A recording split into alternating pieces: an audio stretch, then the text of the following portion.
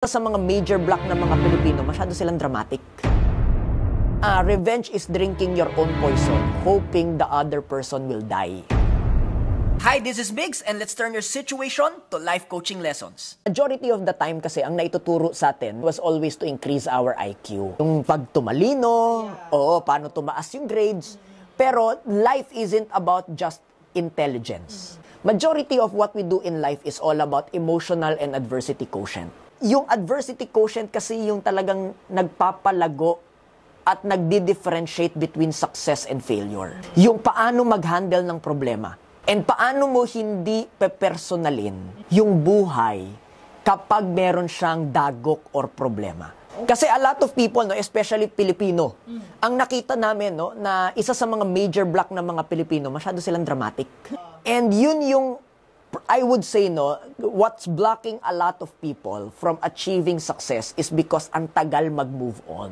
Ang tagal mag-move forward. And again, sabi mo nga, ma'am, not that we want to blame them, pero yun yung nakalakihan nakasanayan. So, kailangan yung tao maging aware doon na naintindihan niya, yung pagiging dramatic ko pala ay humahad lang towards my success. So, the faster you move on, the faster your life will be better. Honestly, it can be as fast as possible. Pero, it's not an easy thing to do.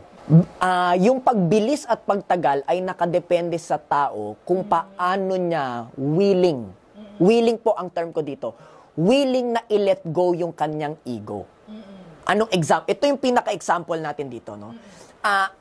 Ilang tao na ba ang nasira ang buhay dahil sa kagustuhang gumante? Paminsan ko po, abot apo-apo Abot anak, abot apo, di ba? Yung mga apo magkaaway. Bakit kayo magkaaway? Hindi ko rin alam Sabi lang ng lolo ko, mag-away daw kami. So, generational. At ilang buhay na ba ang nasagip ng pagpapatawad?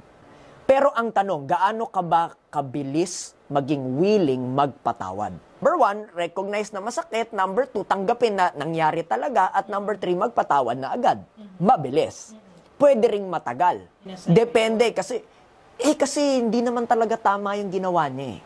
O tama nga, no, na hindi tama yung ginawa niya. Pero hanggang kailan mo ipapunish yung sarili mo dahil sa mali niyang ginawa? By unforgiveness. By staying in that bitterness. Let justice do its work without being bitter about it. So, ano example ko dito? Kaya nga tayo may justice system.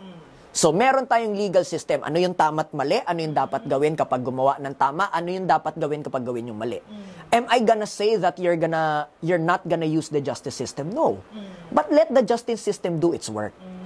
While waiting na mag-decide ang korte or our legal system, are you gonna put yourself in the bitterness hanggat walang desisyon?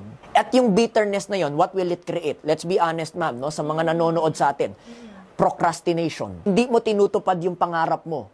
Tapos ang sasabihin mo, hindi kasalanan niya Lagi na lang sinisisi. Lagi na lang nagpi-finger pointing. Lagi na lang nagbe-blaming. Sinisira, sabi nga nila, no, revenge is drinking your own poison, hoping the other person will die.